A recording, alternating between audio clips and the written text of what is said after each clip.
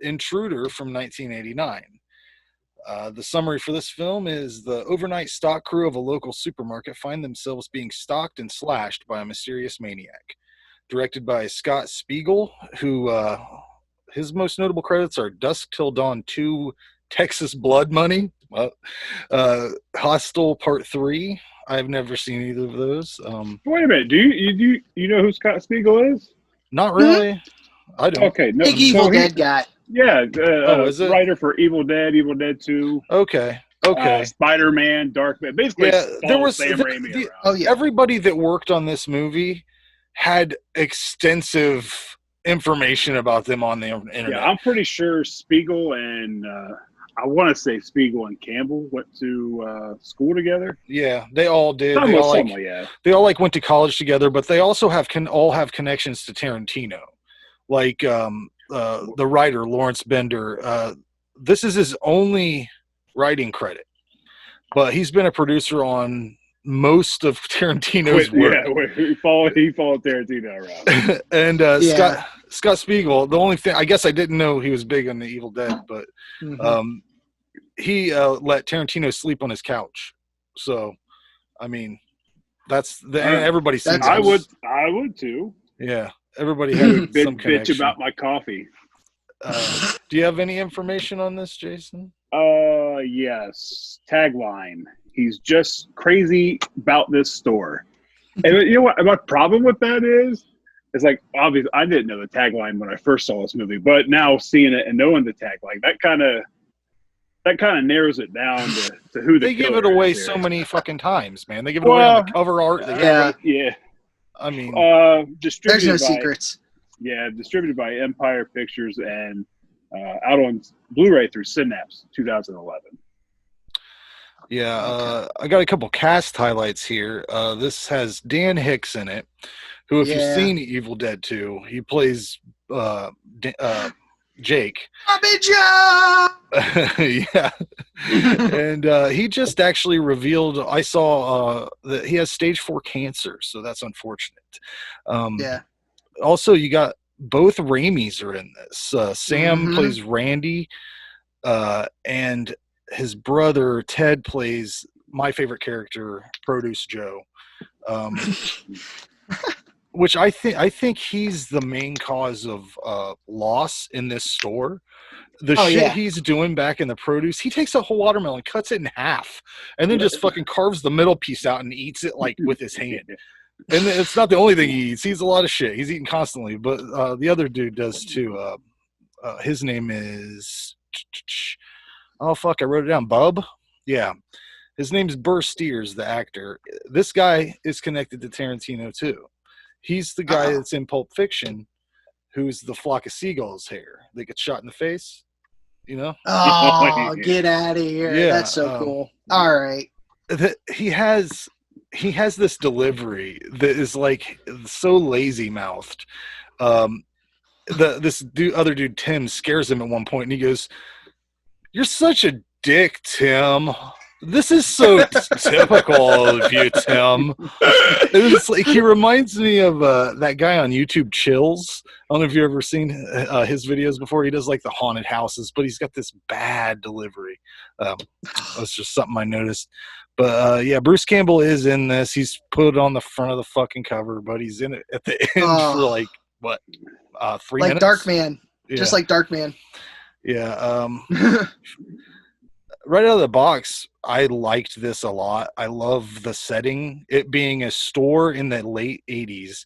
I love seeing the TV guides, the signage, the old-ass register. There's so many possibilities in this place. And I noticed $1.35 for cigarettes. Are you fucking kidding me? They're like $7 now. A lot of great punching sounds. I'm a big fan of like the punching sound. Solid, like Puppet Master has a great fight scene at the end. It's all like they're really biffing. And there's a fight at the beginning of this that's just full of it. I didn't understand why, if these guys are the overnight stock crew, why they turn all the lights off. You're still fucking working. I've worked at stores overnight shift. You don't turn all the lights off. But what I mean, if you're in the back, I don't know, whatever. Yeah, they had enough light. They didn't want no one showing up, anyways. That's true. Yeah. The what's the dude's name? That's the ex-boyfriend, the aggressive leather jacket guy. That's his name. Aggressive He leather jacket guy. He doesn't know how leather guy. He doesn't know how to deal with anybody. My favorite moment with him is when he buys cigarettes and then he comes in to get he's like, wants his change. He's like, I won't give him my change. Like, fucking come on, man. Like, they Me Too'd him out of the store. They're like, you gotta get the fuck out. That was Craig, played by David Burns. Yeah. So he hit the girl. Of course they're gonna get him out of the store. Oh yeah. Very aggressive. There's a lot of great shots in this movie. I noticed there's a shot where you're in the phone. Like there's a rotary phone and you see just really bizarre. Or there's a shot where it's from the floor perspective up and she's sweeping dirt over the camera. Why that took so much work to do that shit. They're in like inside the scanner. Yeah. Looking up. Right. And the thing the camera turns with the doorknob. Like there's a lot of just it's cool, but not necessary. It's so much work. They did it. And when you and I read that they shot everything on film ends, like just the leftover film stock they could buy cheap.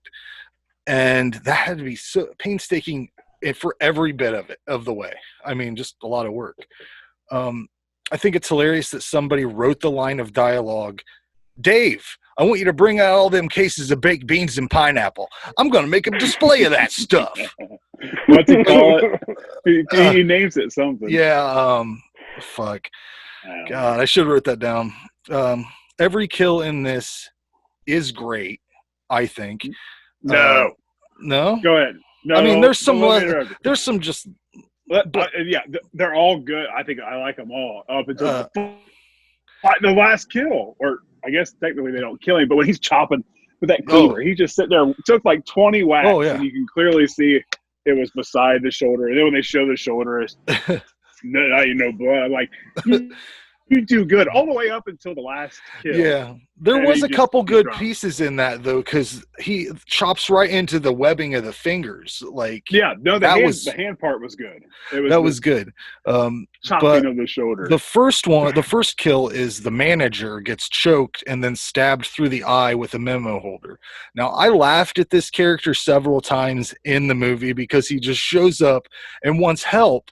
There's one point where he's up in the attic. I don't know how he got up there. The dude must have dragged him up there or something. But this guy sees him. He's not fucked up enough to where he doesn't recognize that it's his manager. That's the thing that I thought was funny. He didn't try to help him at all. He freaks out, and then he's distracted by the girl downstairs. It's just like nobody wants to help this dude. Has a hard time, but hey-o. Good night. I'm recording. Good night. Good night. Night. Yeah, right. So there's an eyeball. What's the eyeball in the olive jar? Ted Raimi's eating. Was that the manager's eye? Green olives. Okay. Something. Yeah, that had to have been the boss Danny's or the main owner's Danny's. That's the only one that makes sense to me. Yeah, there's a hydraulic press death scene that's pretty great. There's one part where this dude opens up a bathroom stall and he sees a pair of boots and they have severed feet in them, but he jumps immediately to the conclusion that is pickled pig's feet. And would you jump to that conclusion? I don't think I would. This is the only movie I've ever seen where a man beats another man unconscious or dead with another man's severed head. So me and Ann was talking about that. She like, I said, what? I said, I mean, it's heavy, it's hard. I was like, I think it's plausible you could kill someone with a severed head. Yeah. It's like all this. It's a get a good grip on it. I said, device. well, you grab it by the hair and get a good grip. She's like, oh, I think scalp would rip. I was like, looking too looking too far into this. Oh no, no, The no, no, point no, no, no. is, No, hair's That's deep. tough. you could kill someone. Yeah. Yeah, for sure. I mean, I liked the ending. I liked the they got pinned with the murders. I give this a 10 out of 10. Wow. I liked it a lot. I'm glad I bought it, and I wish I would have got it on Blu-ray. Yeah, it's kind of pricey right now. I think it's near $30. Oh, really? Yeah. I want to say it's going on. Oh wait, no, that's not. It's Synapse, not Scream Factory. I was going to say they have a list of ones that are going out of print. Yep. But I'm sure Synapse does too. Yeah. So we got a low budget 80s slasher.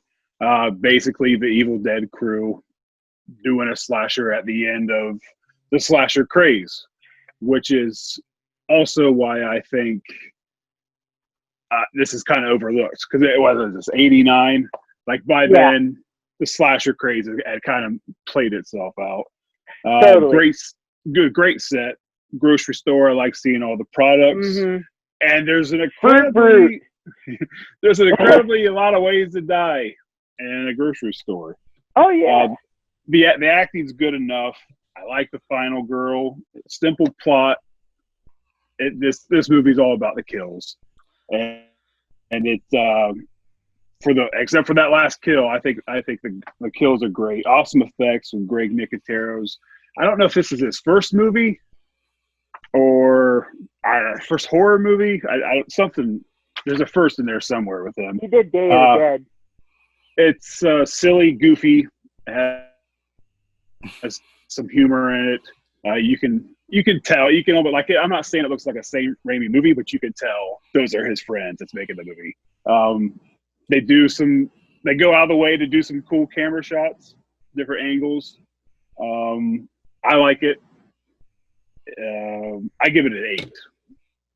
I recommend it. John? What do you think, John? Oh man, I saw this one years ago. So I was familiar with it. I think I bought a copy of it used at Half Price Books for like $2. It was on sale. And I only knew about it because I read I think is it Bill Warren? He wrote the Evil Dead companion.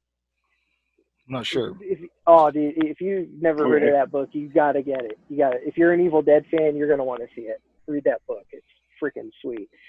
That's the only reason I knew about it, is because they said everything about the Raimis, them growing up, Bruce Campbell, Evil Dead, Within the Woods, all that stuff. And that's why I really love the fact that it's a whole tight-knit crew. And give me 1 second here. The supermarket, it reminded me of a place that I grew up. It's called Golden Dawn. That was the name of the place. I'm from like the Sharon area. I don't know where you guys are from. Where are you guys from? You're in Ohio, right? I know that, but where in Ohio? The middle of nowhere. Really. It's northwest. We're south of Toledo, northwest of Columbus. Okay. So you're on the western side of Ohio. Yeah, sort of. Western side of the middle, kind of. It's weird.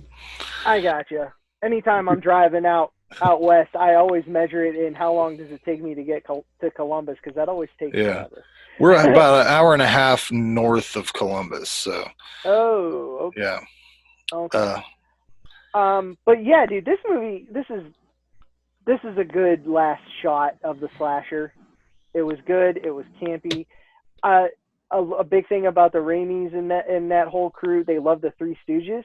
That dude at the beginning, that old guy. Yeah. He said, "Hold hands, you love birds." That was the guy from that clip where he's trying to marry off Shemp for the inheritance. Hold hands, you love birds. I'm a huge Stooges fan.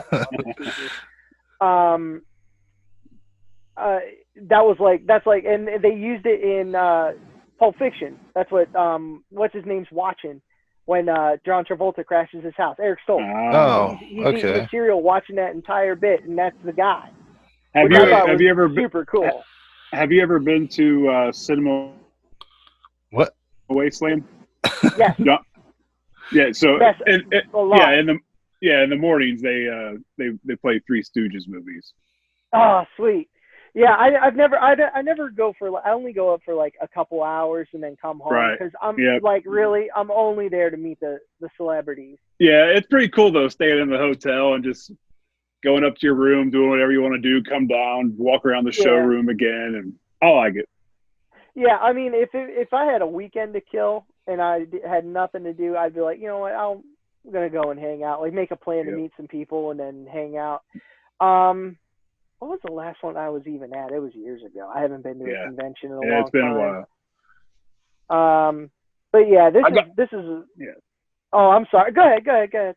No, I was gonna say I got you sidetracked. We're off topic. Oh no, yeah. So all right, so yeah, Intruder, great effects. KNB before they were KNB when they were still using their full last names in the credits. Yeah.